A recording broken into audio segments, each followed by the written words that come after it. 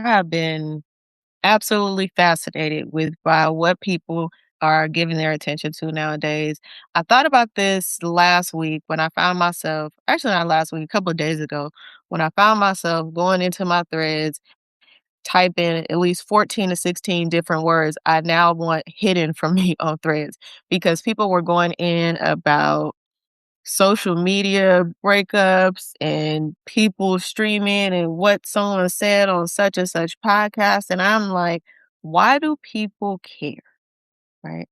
As a brand strategist, as somebody who has been on the internet since the dial up days, it always amazes me where people lend their attention.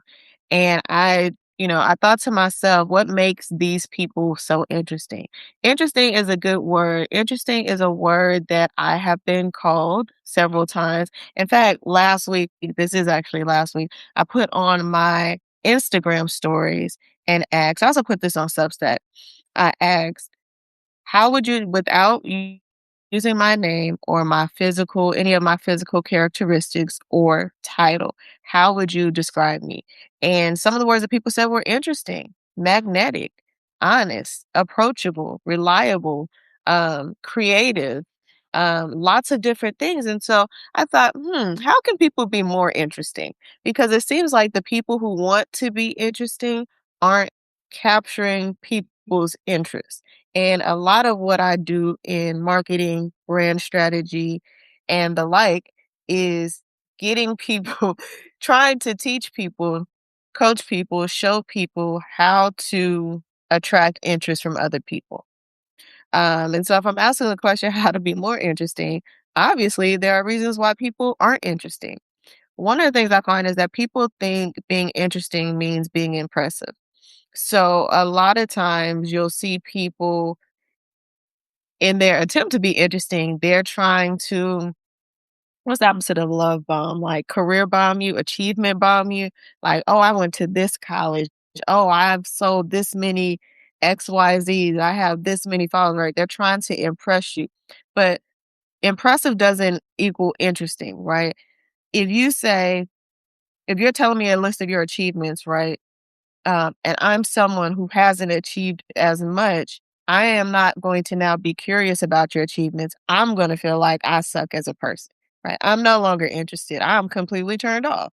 If you're just listing and ranking your achievements, then hey, I, this is not what I want to be a part of, right?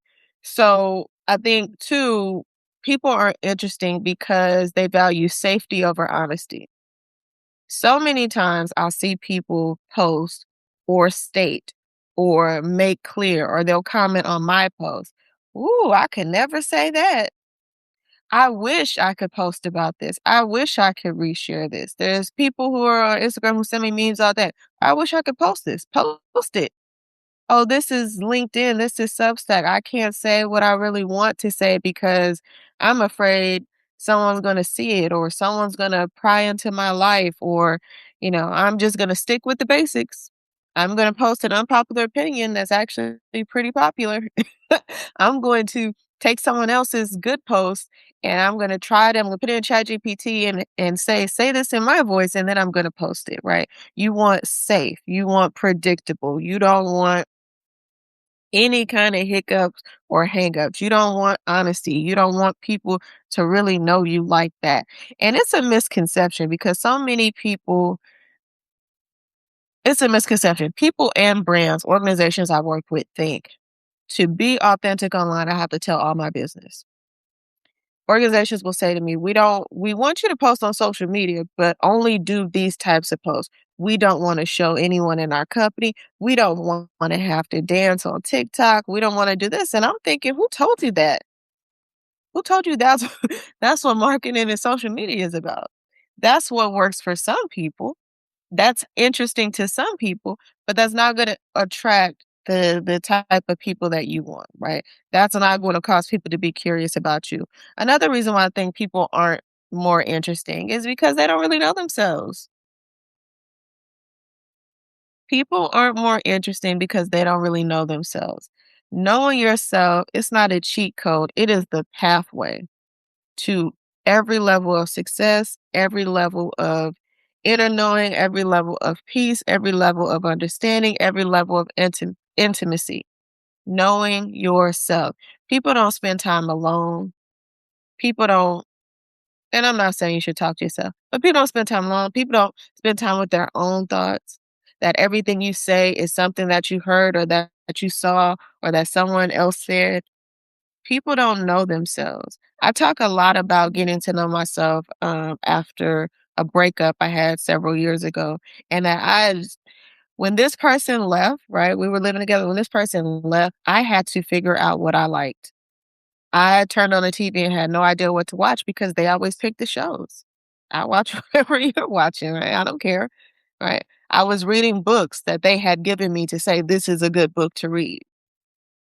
I didn't go anywhere because everywhere we went to do something fun, we had did together and they were kind of leading the charge on that. I had to spend time getting to know, like, do I really like playing this? Did I really like that show? Actually, I hate murder mysteries. Why was I watching that? Why am I reading this? I don't even like fiction books. Let me get back into my nonfiction. Let me journal. Let me talk myself through this and figure out who I really am and what I really like. What is my opinion on that? Right? Because I have spent time with myself, I now know that. I don't have to guess. I don't have to borrow someone else's opinion. I don't have to borrow someone else's thoughts or lines. I can be original. I can show up as myself. I can be honest because I have spent time knowing myself. So, people are multifaceted. And so, if you're not spending time getting to know yourself, then how do you expect people to get to know you, right? In marketing, we talk about the know, like, and trust factor. People have to know you. People need to develop a certain like for you or a dislike. People will say, I dislike this person, and they are on the internet getting millions of views. They will sell out arenas just so people can go and say, I hate you, right? Taylor Swift is one of these people. I love Taylor Swift. People hate Taylor Swift. And people will get online. There's groups on Facebook that I hate Taylor Swift. Such and such albums suck. Like and dislike bring people together, right? How many friends do you have because you banded together over disliking someone in school or at work, right? Like works and dislike works as well. Know, like, and trust. So once they know you, they decide if they like or dislike you, then they have to develop trust. This is how you develop credibility. And people aren't going to do that if you're just regurgitating and resharing what other people have said online, what ChatGPT is telling you to do. It is so easy to recognize ChatGPT language. And we have, unfortunately, just kind of normalized it that that's what people are going to do, that everyone's kind of saying the same thing. And so if you're finding that people are not finding you interesting, think about that. I can say that I'll say again that people have thought me to be interesting. And I learned this, as a child, I was very quiet. People, told my mom, you have to test her for special education because she doesn't talk. She just sits there. We're not sure if she's really doing the homework because it doesn't seem like she's paying attention in class, but then homework comes back and it's perfect, right? And so these are, signs of ADHD that no one recognized in me until I was in my 30s. I know that now. But I was very quiet. I did not talk to people. In fact, I would I was so quiet. I got left in the classroom one day. I went to this is like kindergarten. In kindergarten, most kindergarten classrooms have the bathroom in the classroom. So I went to the bathroom and the class went out to lunch and I didn't know. I didn't know where they were. And I just sat in the classroom. And I'm sitting in the classroom and the teacher came back to have her lunch and she's like, oh my God, Brandy, what are you doing here? And I just kind of looked and she's like, let me walk you to the lunchroom because I was so quiet I didn't say anything. To my surprise in kindergarten, right? I had a lot of friends. In fact, there was this girl that I never spoke to, never ever spoke to. She told her parents that I was her best friend, right? And invited me to her birthday party and wanted me to sleep over. My parents said absolutely not because we're a Black family. We don't really do sleepovers like that unless it's family. But she wanted me to come over. She said I was her best friend. I had never spoken to her. And I wondered why? Why would she pick me to be her best friend? I'm not even talking to her because she found me interesting. She told her parents, oh my, I love the way she wears her hair. I like the way she sits at her desk, right? Because I was this weird kid being quiet. And so, for me, I think interest really comes from being layered, right? Not necessarily like mysterious, but layered, right? Is there another level to you that people are able to tap into?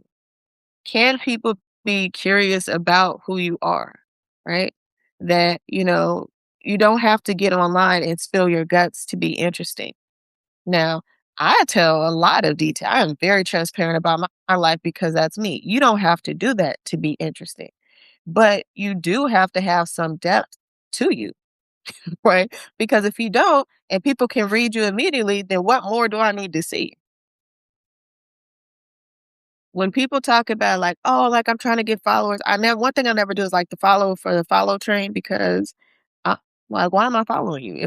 If I am given a choice on what I get to see on a daily basis, then I am going to be mindful of that choice. So people are like trying to get followers, just getting people uh, to join them, and then they don't have anything to offer. When people come to me and I offer my brand audit all the time to take a look at your scope, like what have you put out into the world and what do we need to do differently to position you in front of the right people to see the value that you bring. A lot of times people have asked me for an audit and they don't have anything to bring. I can't evaluate nothing. Right? So you got to put stuff out into the world and make sure that you're attracting people that you want to by being layered, right? What you see on paper and what I have written so beautifully, right, in my about page for my Substack is one layer. When you go and look at my notes, that's another layer. When you spend the time to dive into my post and take anywhere from 7 to 11 minutes to read, that's another layer. When you join the live, that's another layer. And when you have things that people can keep going back to, things that people can say, that's interesting. Oh, I never thought of that. Wow, I didn't know this about this person. Then you become interesting. I think personally, the other thing that makes me interesting is I'm willing to be wrong. A lot of my content, a lot of my writing is talking through that in between stage. I was coaching before I was a coach because I was rooting for people. I was saying, guess what I just learned? Let me teach it to you. And when I get further along, I'm going to come back and show you how to get further along. Right. Being in that in between stage to not say, look, I'm up here.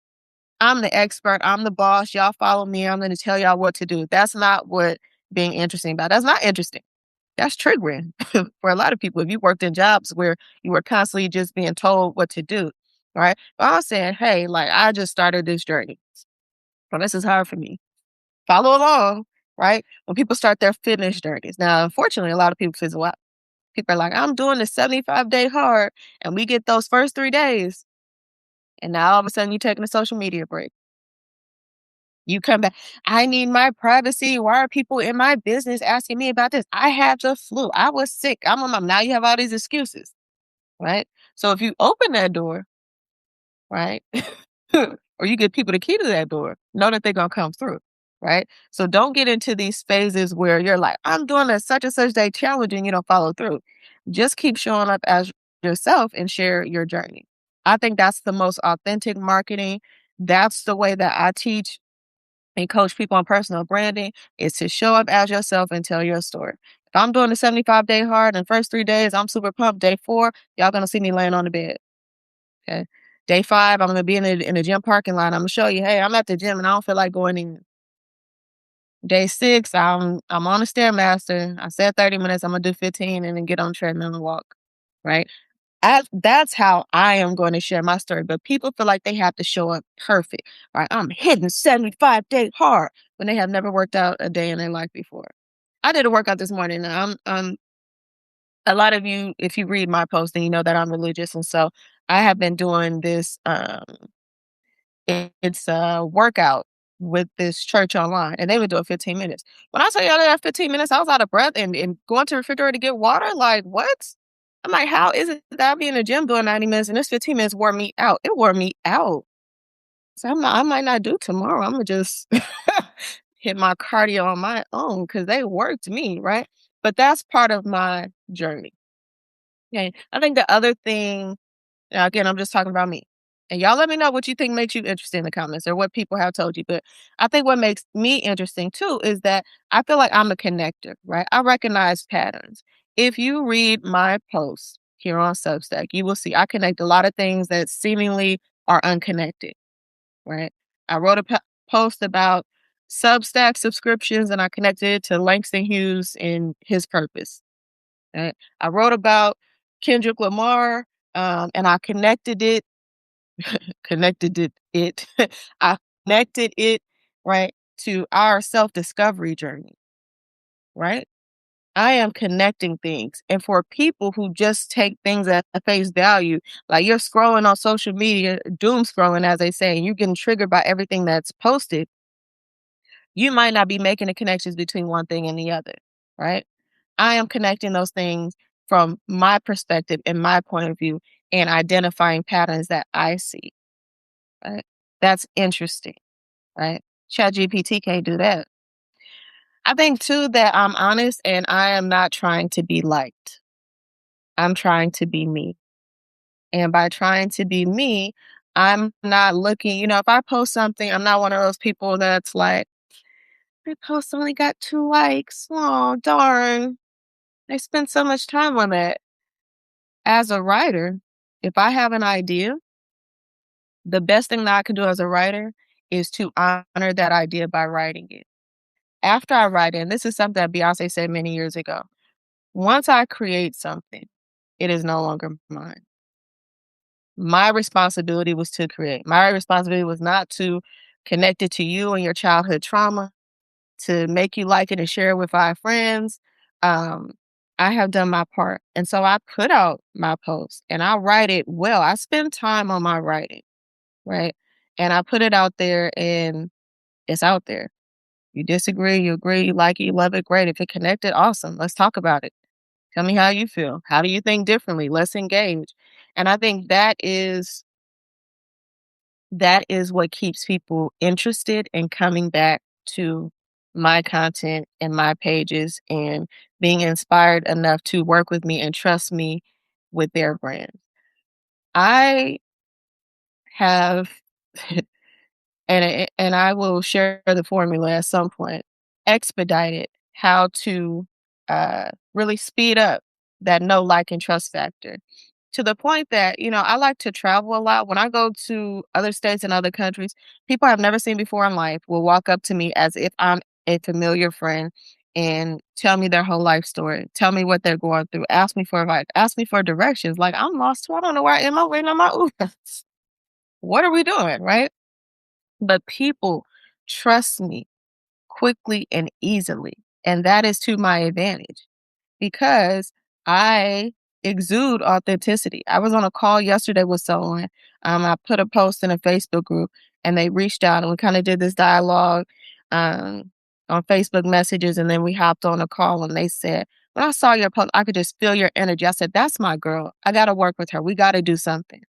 Right. And I thought, wow, it's just my words, but it comes across in that way, right? So, you know, when I post, I think people feel the energy because I'm coming across as authentic, right? I'm not using robotic language. I'm not trying to make people feel something. I'm expressing how I feel. I'm expressing my opinion and my point of view. That's what it is. So let me get to the I talked for almost 20 minutes. Let me get to the point of this live video is to tell you how you could become more interesting. Now, if you listen to my podcast, I always say on my podcast, make some notes. If you are a paid subscriber, you'll be able to watch this later. You can come back to it as many times as you want. But if you're not, you might want to take some notes here. How to be more interesting? Good question. Be visible.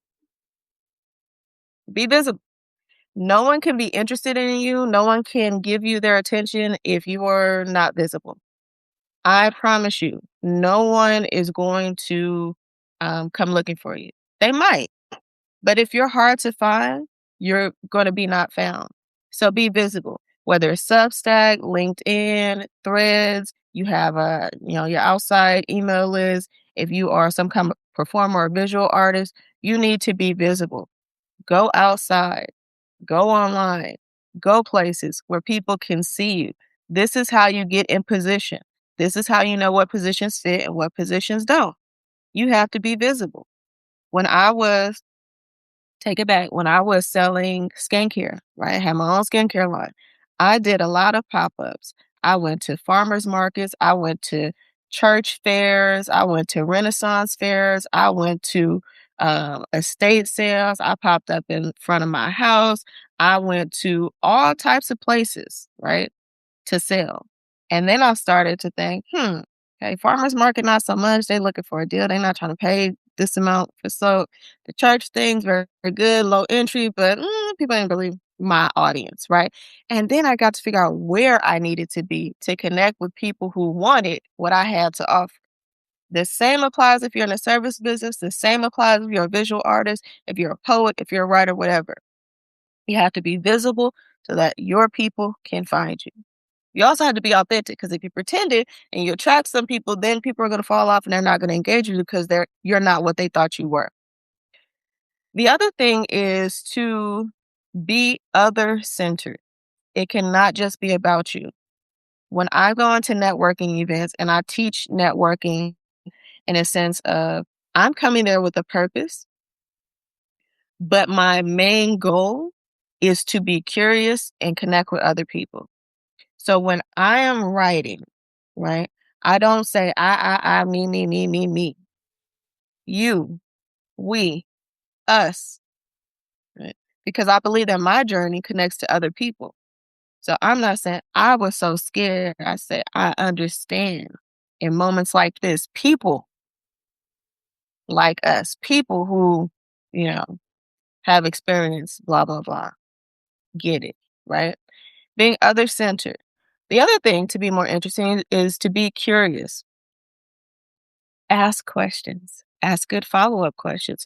Talk to people how you wanna talk to people. I did a post the other day, and I said, "Be more authentic online. Don't just, reply to comments." Like, I've gotten a lot of followers from comments that I've made on other people's posts. I said, "Don't say things like, 'Love this, great, awesome, get it.'" And someone said, "Well, how do you be more organic?" And my reply to them was, if you were face to face with someone and they said this thing that they posted, how would you respond? And the person said, I don't get it.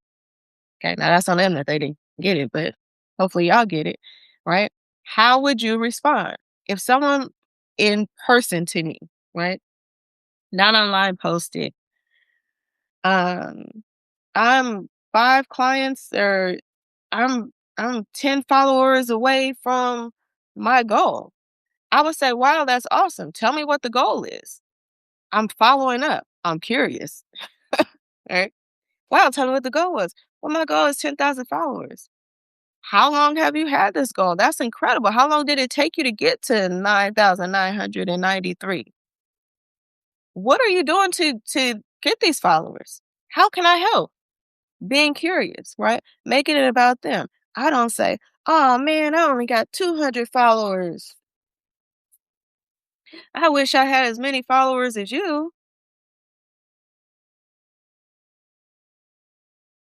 You see how that doesn't connect to people? You see how that's not interesting? You see how, like, someone might get instantly irritated? Maybe somebody that's not me. I'm an Aries in every sense of the word. Um, it's not curious, right? Have a sense of curiosity about people and what they do. That doesn't mean you're going to ask 99 different questions, but ask questions that matter, questions that connect, questions that demonstrate how you and this person are alike or different. That doesn't mean you interject with your personal story to get your point across, but to be curious about them. The other thing is to be specific. I see so many people on Substack, especially. I'm a writer. Follow me. Please follow my Substack. I wish more people would read my Substack. I wish more people read my posts. What are you posting about? What is it that you do that I might be interested in? Say I'm a short story writer that emphasizes the journey from teenagehood to adulthood. Ooh, that piqued my curiosity. That's specific. That's not I'm a writer. I mean, almost everybody on Substack is writing. Some people have a business that takes your money to teach you about business, but almost everybody on Substack is a writer. Why would I follow your writing? When people are specific, that gives you instant permission to say yes or no. Yes, this is for me. No, this is not. When people are vague, we are now carrying on when we don't need to. Well, I write. Okay. If in my scenario, I'm saying be curious. Somebody says, "Oh, I'm a writer, follow me on Substack." Now I'm being curious. Well, what do you write about? Well, sometimes I write about this. I made a poetry post and then I follow people and I comment on them. And I haven't really been writing very much. Like, that's not interesting. You're not being interesting. You're being irritating because no one wants to hear your excuses about why you're not doing something that you say you do. They want to know what you do. And then they want you to connect them to it. Like, that's a natural progression. You tell me what you do, right? Or what you're trying to do or what you're working on. If I show interest, then I want to engage. I want to go there. I want to see it. I want to buy it. I got to have it. That's the natural progression. Are y'all with me? Talk to me in the comments. Right. Put in the comments, but I'm with you if you feel me. Don't leave me out here by myself. How to be more interesting. Have a point of view. Mm. One of the reasons why I think Nene Leakes has been so astronomically important to the Bravo Real Housewives franchise is because unlike a lot of the other ladies who are simply combative or reactive, Nene has a point of view. Having a point of view separates you from other people. Why? Because people like to be agreeable. I am not saying you should be argumentative or disagreeable, but people like to be agreeable. For example, if I'm with a group of friends and we say, hey, let's go grab something to eat. And one person says, oh, let's get tacos. More likely than not, everybody's going to say, oh, yeah, that's a really great idea. Well, guess what? I'm tired of tacos. I'm tacoed out today. I may say, we always get tacos. Why don't we try Italian today? In fact, there's a place right around the corner that we can go to right now. Let me check and see if they have a table. I'm like, oh, okay, well, let's get Italian then, right? If you're in a meeting, you're on a Zoom at work, and people are like, someone says, I think we should do this. And they have no evidence, no reasoning other than they said it, why they think it should happen this way. Most people are going to sit on that Zoom call and say, okay, yeah, great. Send it to me. What do you need? A person with a point of view is going to speak up and say, tell me more about that. I like the plan, but, right? They're going to interject and share their opinion. Not to start a fight or argue, but to say, guess what? I have thoughts too, and I don't think just like you. And you don't think just like other people. So stop pretending that you do. People say things and people are just like, oh, yeah, okay, yeah, good, great, cool. Thumbs up. You're not in agreement with that. Stop acting like it. People are walking around saying, hey, who wants actually, no. And then people get curious about you and they might say, oh, why is that? What do you disagree about? And then it causes other people to think. And the part that I like about it, it causes other people to speak up. And I'm all about empowering people to use their voice, right? That's important. How to be more interesting? Speak from experience, your personal experience. Don't generalize and say, well, I heard, because then you sound stupid. I'm trying to say this like in a professional way, but like, just to be honest, you sound stupid when you say things that are not based in fact. Like, I was doing a training, right, on AI and how people could effectively use AI without making AI, your personal assistant or, your secondary voice. And then it got into the conversation about how AI is ruining the environment. Partially true, maybe. How so, right? Because someone in that conversation got curious, not me because I didn't care. You were interrupting my workshop." But someone in that conversation got curious and they said, "What do you mean?" And the person said, "Well, I'm not sure. I just heard." Not you opening up a debate with no information. Speak from experience, things you know. If you don't have a lot of experience, like when I first started doing marketing, I did not have a lot of experience. The first thing I did is that I went to people who knew and I wanted to learn from them. I was working in a nonprofit, doing fundraising. I had always on the side, I always had a side hustle, a side job. I would do events and I would promote. I didn't have an understanding of the full scale of marketing. So when I wanted to learn, I went to other people who hosted successful events. I went to people who actually worked in marketing. I said, "Tell me, how could I be doing this better? Teach me." I went and read books. I watched YouTube videos. I read articles that were published. That's how you gain more experience because if you're in a conversation with people that are talking about something that you don't have personal experience with, you can say, "Actually, you know what? I was recently reading a book. This is Marketing by Seth Godin. And in one of the chapters, he says, blah, blah, blah." Now you're interesting because now people are going to say, "What was that book? Let me go on Amazon and see if I can get that book." "Oh, yeah, I read such and such book by Seth. What do you think about this?" Interesting. How to be more interesting? If it's not relatable, don't relate. I said that earlier, right? Stop. Okay. If it's not relatable, don't relate. One of the worst things that you can do, I promise you, is to get well known and be well liked for something that is not important to you or that you don't agree with. When, as someone who has pivoted in my career and in my life multiple times, every time I pivot, I make it plain that I am pivoting. When I first started posting seriously online, meaning I went from just being your average consumer, having a Facebook and, posting selfies on Instagram, to now I am taking these as serious as my business profiles. I made an announcement. Why? Because the majority of people who were following me were not going to be my target audience. And I needed to reposition myself in front of the people who would be. So, hey, friends and family, I'm a teacher now. I'm important. I'm gonna be sharing. In fact, this I would be sharing my reading list, my tips on how to help your child read, community events that my school was doing.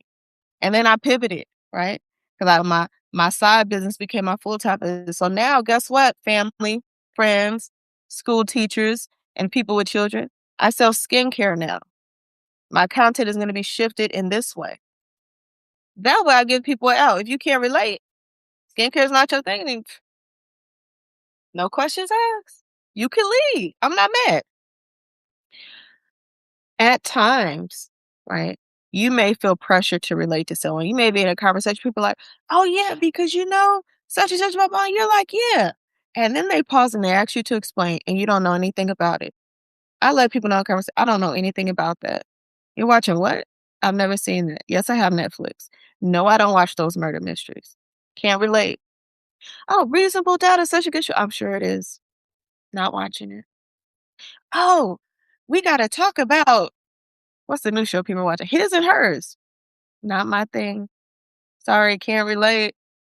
What you making for dinner tonight? I just got a new recipe offline, right? You have the opportunity to be interesting by redirecting conversations as well. You can't relate to what they're talking about? Get them to relate to something that you can talk about. Change the conversation. The last thing I'm gonna say about how to be more interesting. Well, maybe not the last thing, but the next thing, how to be more interesting.